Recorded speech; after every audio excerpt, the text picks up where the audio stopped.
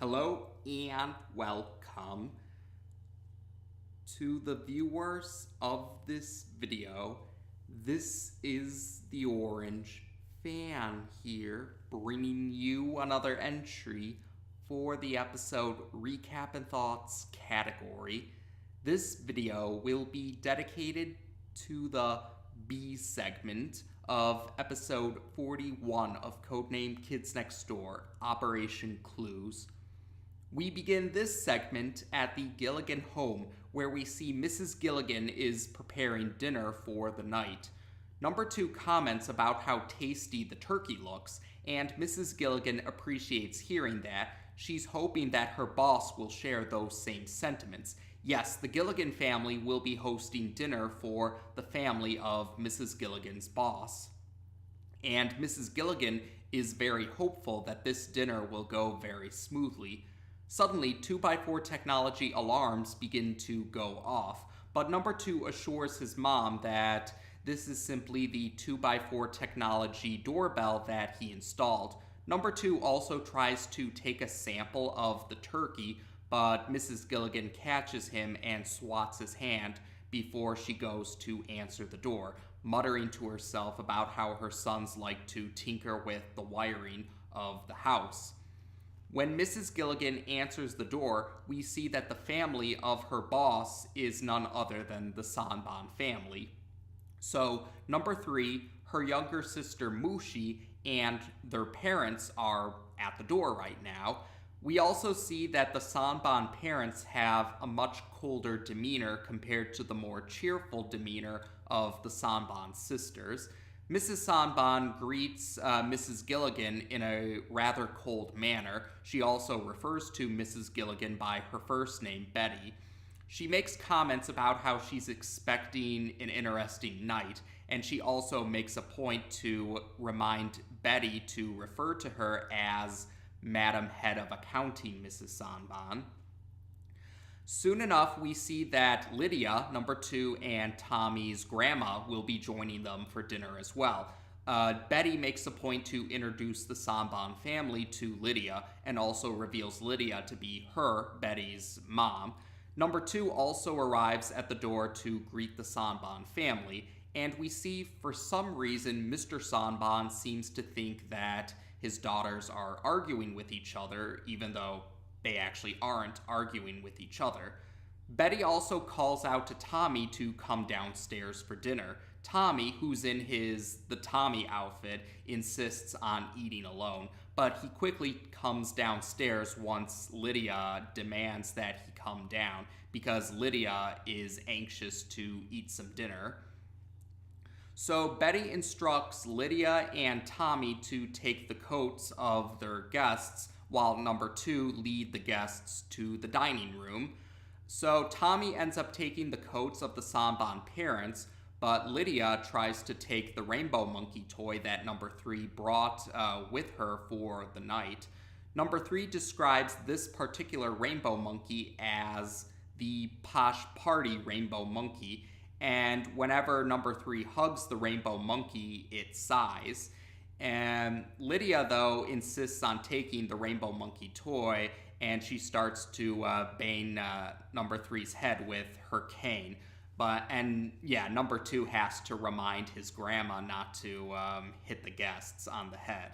But after that's dealt with, number 3 still intends to hold on to her Posh-Party rainbow monkey. So the guests and the Gilligan family all head into the dining room, and they all are seated, and Betty is setting up the plates and the eating utensils. Number 3's mom makes a comment about how this night isn't very interesting so far, and this makes Betty very nervous.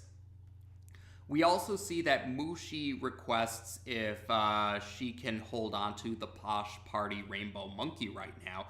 Number 3 says that she'll let Mushi play with the rainbow monkey later because she thinks her head needs some rainbow monkey care. So number 3 places the Posh-Party rainbow monkey on top of her head, where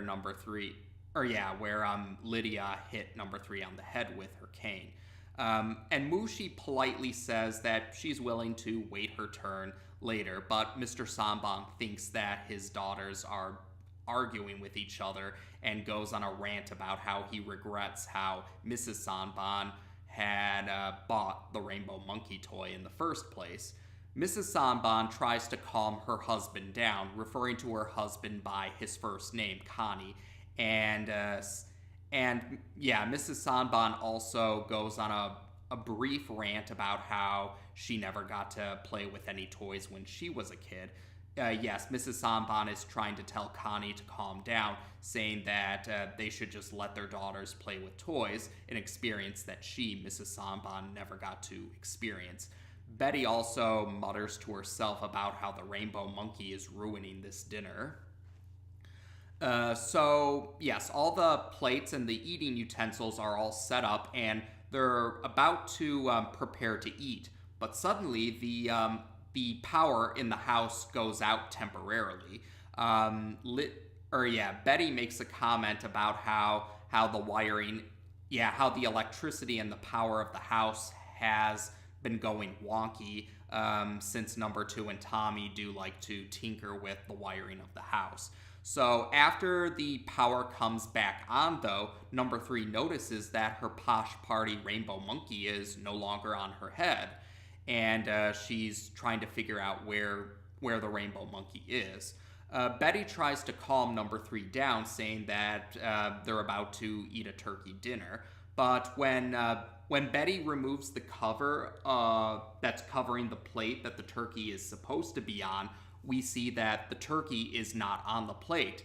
Instead, the Posh-Party rainbow monkey is on the plate, and there's a fork in the back of the rainbow monkey toy.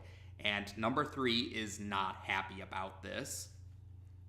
And Betty is worried that she's fired because of how the dinner turned out so far. Lydia is still grumbling about how she didn't get to eat anything yet, and saying that she should have taken the rainbow monkey toy earlier like she wanted to. Mr. Sanban goes on another rant about how that rainbow monkey is ruining the peace of the Sanban family, but number 2 eventually decides to silence everyone. Number 2 places the house into lockdown mode, and he dons his detective tie and detective hat, saying that he intends to solve this mystery about who stabbed the Posh-Party rainbow monkey. And he's saying that any one of them could be the culprit. And number 3 does not take too kindly to number 2 considering her, number 3, as a possible culprit for what happened to the rainbow monkey. So number 2 quickly tries to go over any other possible suspects. He gets a little sidetracked with Tommy when he finds out that Tommy took his number 2's candy bar and soda. Yes, Tommy is acting nervous when he says that he went upstairs during the power out, but insists he had nothing to do with the rainbow monkey. But number 2 suspects that Tommy is hiding something and demands that Tommy empty his pockets, which is an empty candy bar wrapper and an empty pop can. And so number 2 gets a little distracted trying to figure out why Tommy took his number 2 snacks, and Tommy admits that he was hungry and thirsty. But after that, number 2 goes on to think of the other possible suspects. He comments about how his mom was commenting about the rainbow monkey ruining her dinner, and Betty does act nervous, but she also admits that she just wanted to have a nice dinner. And number 2 also comments about how his grandma is a very antagonistic person, and Lydia actually admits that she would have stabbed the rainbow monkey toy, but she didn't because of many Lydia admits she would have stabbed the rainbow monkey toy, but she didn't because of her arthritis and her back problems and other similar things. So number 2 considers maybe Connie, Mr. Sanban, being responsible because of how he kept ranting about the rainbow monkey ruining the family's peace and how he thinks that his daughters were arguing with each other. Mr. Sanban actually breaks down into tears, admitting that he just wants his daughters to get along. And number two gently tells Connie that he can just calm down now. And Connie does calm down. Number two also considers Mrs. Sanban because of her earlier rant about how she never got to play with any toys when she was a kid. Mrs. Sanban calmly says that the toy belongs to her daughters and they can they can play with the toy however they see fit. But then Mrs. Sanban's composure begins to break and she starts to go on a rant about how she never gets to play with the toy and how no one ever bothered to inquire if she wanted to play with the Rainbow Monkey toy. But then she regains her composure, admitting that she was just powdering her nose when the power went out. And number two insists that he knows who the culprit is. He believes the culprit to be Mushi. Mushi, though, thinks that's a ridiculous accusation, but number two doesn't think it's so number two doesn't think that it's so ridiculous of a possibility. Number two considers that when the power went out, Mushi took the chance to hug the Posh-Party Rainbow Monkey, but then Mushi quickly remembered that when the Posh-Party Rainbow Monkey is hugged, it's about its size. So in order to silence the Rainbow Monkey so that it won't sigh, she stabbed the Rainbow Monkey with her fork and then hid the Rainbow Monkey under the cover of the turkey plate to avoid anyone finding out that she was the culprit. Oh, and during the scene where number two is explaining why Mushi would possibly stab the Rainbow Monkey, the scene is presented in a live-action manner, a monochromatic live-action manner, and Mushi is portrayed by someone known as Santos, according to the credits. So after that, after number two's explanation, we're back to the usual appearance of the series. And number two, that's why number two thinks Mushi is the culprit. But Mushi insists that she loves rainbow monkeys and she loves sharing. So number two inquires if Mushi would be willing to share her fork. Mushi nervously says that she will, but we see that Mushi's fork is not present. So yes, her fork is the one that stabbed the rainbow monkey. And number three is surprised that her younger sister did this to the Posh-Party Rainbow Monkey. Mushi, though, goes on a rant about how it was driving her insane, how number three kept flaunting how huggable the Posh-Party Rainbow Monkey is. And when number three concludes that she should have shared the Posh-Party Rainbow Monkey more, Mushi admits that she wasn't interested in sharing the Posh-Party Rainbow Monkey. She wanted the Rainbow Monkey all to herself, and she lets out an evil laugh. Now that Mushi has been exposed as the culprit, number two deactivates the lockdown, and Connie proceeds to take Mushi away, who rants about being exposed as the culprit. Mrs. Sanban has a more cheerful demeanor now, and she does compliment. Mrs. Sanban admits that the family is probably going to go eat pizza now, but she still says that it was an interesting night. And she also insists that Betty just refer to her, Mrs. Sanban, by her first name, Genki. And Genki also promotes Betty, or Betty will have a promotion by the time Monday rolls around, and Betty is quite happy about this. Genki also compliments number two for his detective skills and figures that surely number two will be able to figure out what happened to the turkey. Number two admits it won't be easy finding such a turkey. He even describes what the stuffing of the inside of the turkey.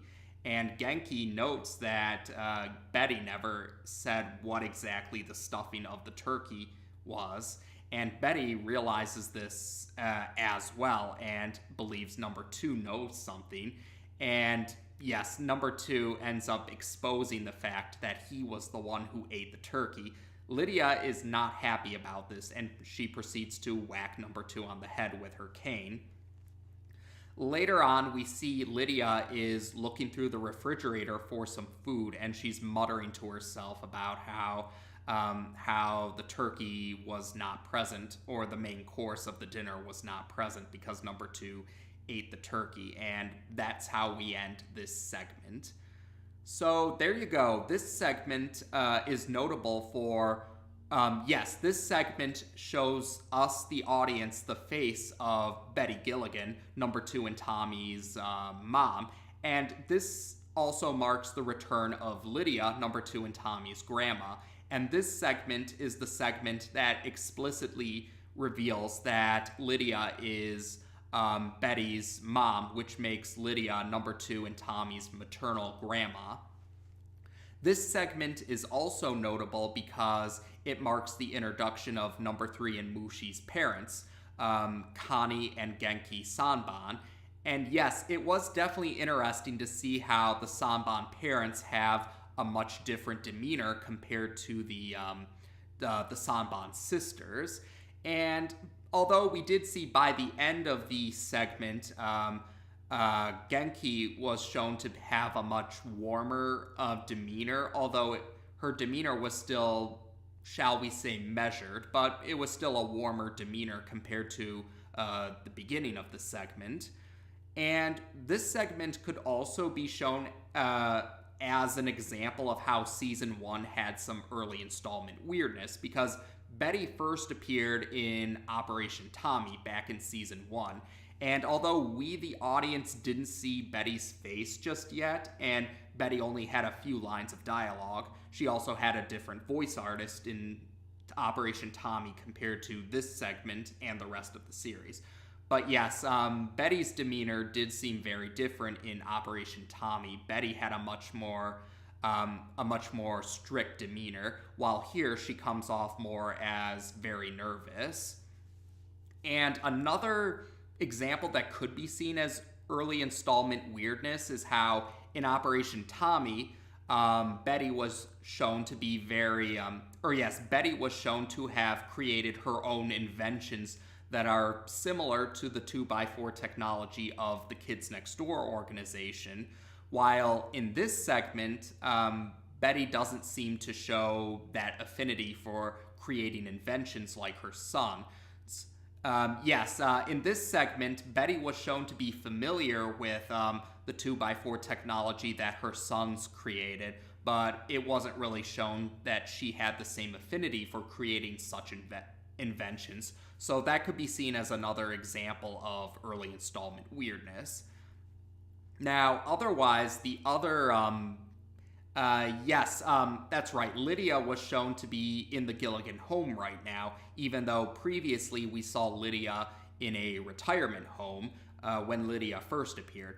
Though Betty's comments about how Lydia would be joining them for dinner because she wouldn't leave could imply that Lydia simply was visiting and insisted on staying for dinner.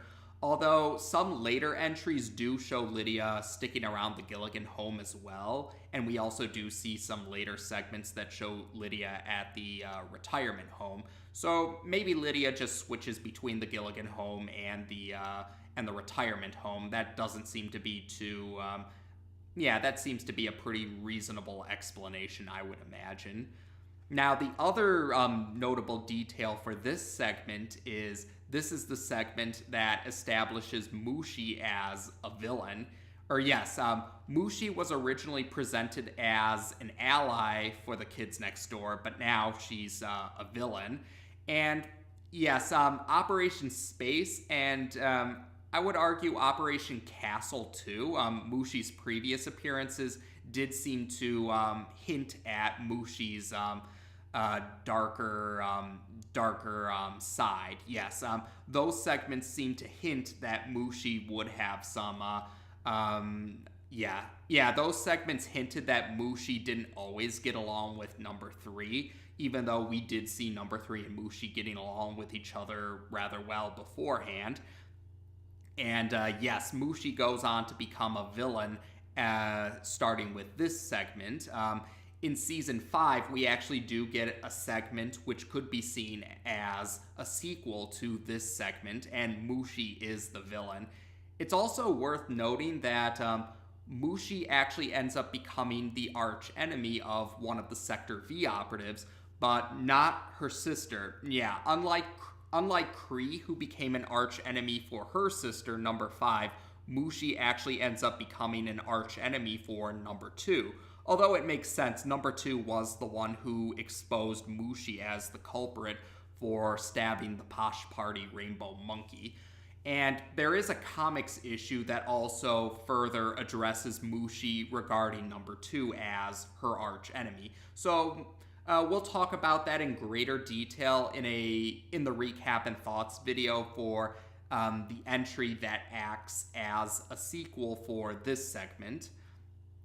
Oh, yeah, while I'm thinking about it, the next episode, or the A segment of the next episode, does show something relating to Mushi that some fans consider a continuity hiccup, similar to the same way how Count Spankulot was shown out of prison in between Operation Spank and Operation Lockdown.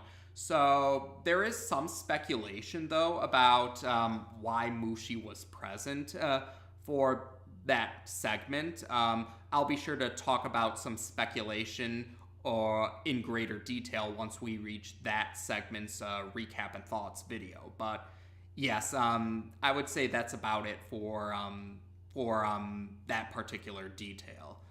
So the other thing is, I guess I might as well bring it up now, but in the sequel segment to this segment, we will get to see the Sanban home. So yes, while the Gilligan family hosted dinner in this segment, the sequel segment will have the Sanban family hosting the dinner. So otherwise, yes, I believe that's about it for this particular segment. So we got to see more of number 2's private detective persona, and we did get to see a better understanding of the Gilligan family. We got to meet the Sanban parents, and yes, Mushi has now become a villain and an arch enemy for number 2. Oh, I guess one other detail that I should probably mention is the fact that Mr. Gilligan, Hoagie P. Gilligan Sr., was not present for this segment. And while the show never gives an explicit answer for why Mr. Gilligan isn't present, there is a later entry in season 4 that does bring up Mr. Gilligan a bit. So we'll be sure to talk about that a little more in the recap and thoughts video for that particular segment. Or that entry, yes. The recap and thoughts video for that particular entry. And yes, I believe that's about it now for this particular segment. So as of this video, we've now discussed the B segment of episode 41 of Codename Kids Next Door on this channel. Take care, and until next time.